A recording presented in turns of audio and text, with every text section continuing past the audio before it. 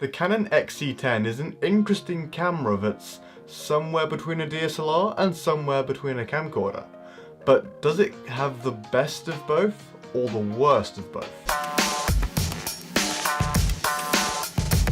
This is very important because no amount of practical features matter if the image is horrible. Well, I'm happy to say that the image is far from horrible, it is actually amazing. The Canon XC10 can shoot 4K at 305 or 205 megabits per second in 8-bit 422 to a CFast 2.0 card.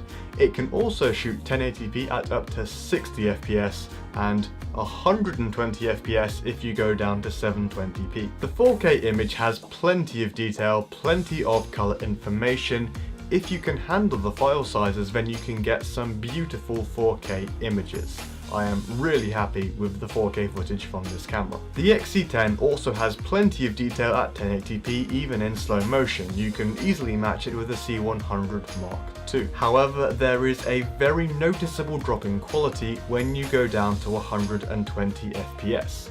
In some situations it's still usable, but if you want to have the absolute best quality image, then I'd say stick to 1080p 60 FPS for slow motion.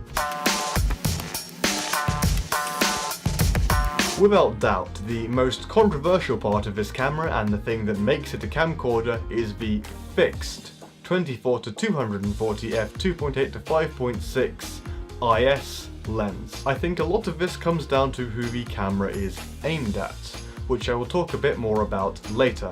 But putting that aside, the zoom range on this lens is really useful. You can very quickly and easily go from a wide shot, zoom all the way into a close-up on someone who's several meters away. And if that 10 times zoom isn't enough for you, then in 1080p you have the option to crop in on the sensor, giving you even more reach. This is referred to as a digital teleconverter in the camera's menu. This is a pretty standard shot of me that you might expect to see in a short film. The lens is at 40mm and wide open. You can decide for yourself if this is enough of a shallow depth of field for you. Now, the variable aperture and the smaller sensor mean that it's never going to compete with a Super 35 or a full frame camera, but you can get a little bit of shallow depth of field. If you want to capture any close-up detail shots, then you can zoom in and the background will be blurry enough. The main difference between the XC10 and the XC15 is that the XC15 is compatible and comes with the audio box thingy from the C300 Mark II. This means you get XLR inputs and you get more audio controls, whereas with the XC10 you only get a 3.5mm mic in jack. But at least with the XC10 you do get a headphone jack on the side of the handle grip, which is an unusual position, but an audio out jack, it's becoming more common on DSLRs, but not on all of them just yet. The audio quality is good, I haven't had any issues with noise or other strange thingies, and the built-in microphone it's as good as you can expect a built-in microphone to be. Usable in some situations for background audio or maybe vlogging. But of course, as with any camera, if you really want to get good audio quality, then you will need an external mic. If you don't want to worry about the audio levels, then the camera is able to adjust them automatically for you. It's pretty good, it manages to do a good job of not letting the audio peak and keeping it loud enough at the same time.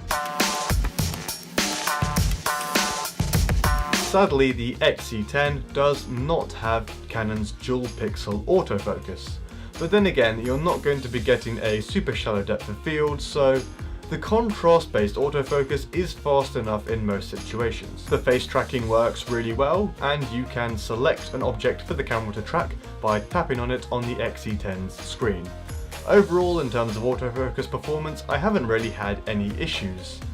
The main problems you'll run into is if you're filming in low light or if you're filming something that's really low contrast like a plain wall. The accuracy of the autofocus system, it's fairly comparable to Canon's dual pixel. It doesn't have to hunt around to find critical focus.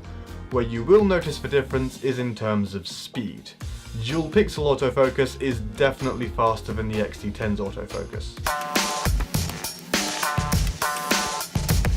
In my opinion, the ergonomics of the XC10 is where it really shines. You have 3 customizable buttons. I have switched the magnify and the push autofocus button around because I use the push autofocus button more, and then I have the display button, button number 1, set for the ND filter. Oh yes, this camera has a built-in ND filter. It only has one setting, either ND on or ND off, but that's a lot better than a DSLR, which doesn't have any built-in ND. On the side of the XC10, you have a rotating handle. This combined with the articulating screen makes it very easy to get high and low shots. The rotating hand grip also means that if you have the camera attached to some big piece of film equipment, you can just rotate the hand grip around and change batteries without having to remove the camera from said big piece of film equipment. I find the batteries last between an hour to an hour and a half, but most of the batteries I'm using are not genuine Canon ones, so if you do use just the genuine Canon batteries, you'll probably get a bit longer. Coming back to the screen, the XC10 comes with a clip-on viewfinder, which I used once and then never used again. It distorts the image a little bit, it strains my eye and it makes the camera bigger. To be honest, you don't really need it because the screen is bright enough to see it most of the time. The only times I have had any trouble is when I was up a mountain skiing. And even then I could still see the screen, and that situation doesn't happen very often. The XC10 has focus peaking and zebras, a feature which not a lot of other DSLRs, especially Canon DSLRs, have. This makes it easier to not make mistakes when exposing and focusing your image. I think this is where most of the disappointment regarding this camera comes from. If you have a 700D or an 80D and you're looking for an upgrade to take the next step up in the camera equipment ladder, then maybe this camera isn't for you. And I think that's what a lot of people wanted the XC10 to be. In that situation, you'd be better off with a 6D Mark II or a 5D Mark IV. Maybe even something from Canon's cinema line. No, I think this is the kind of camera you should buy if you want a camcorder, but you want more of a high-end DSLR type image, just with a little bit less shallow depth of field. With the automatic controls for audio exposure, everything, the ergonomics, this camera is easier to use than any DSLR could ever hope to be. But you have to be in a situation where sacrificing the ability to get a super shallow depth of field makes sense. If you're in my situation and you own a camera from the Canon cinema line and you want a camera that can shoot C-Log and you can match nice and easily to the camera in the C-line, then the XC10 is a great option. It's also a little bit smaller than a 5D Mark IV and a lot smaller than the 1DX Mark II. So if you want something to just carry around with you, do travel stuff, the XC10 could be a good option for that. I think if you want to get the cinematic film look with really shallow depth of field and bokeh, then the XC10 shouldn't be your main camera. In that case, a 5D Mark IV, a 1DX Mark II, that sort of thing, a DSLR is gonna better suit your needs. That said, I really like my XC10. It's a camera that's small, easy to use, and I can just take anywhere with me. I've taken it skiing, it worked flawlessly, and I've even vlogged with it a bit too. When I'm just going out somewhere, not necessarily with the purpose of filming, it's really good to have the XC10 with me, and then at the end of the day I can make a nice cinematic montage.